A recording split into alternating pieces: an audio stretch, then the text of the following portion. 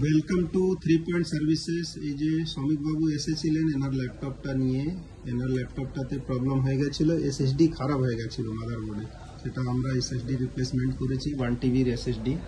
এবার শ্রমিক বাবু আপনি নিজেই বলুন, আপনার একটা এক্সপিরিয়েন্স শেয়ার করুন আমাদের সাথে। আমার এক্সপিরিয়েন্স খুব ভালো, প্রত্যেক পয়েন্টে আমার সঙ্গে কন্ট্যাক্ট করে প্রত্যেকটা জিনিস ঠিক করেছে এবং এখন তো আমি ল্যাপটপ খুব ভালোই চলছে।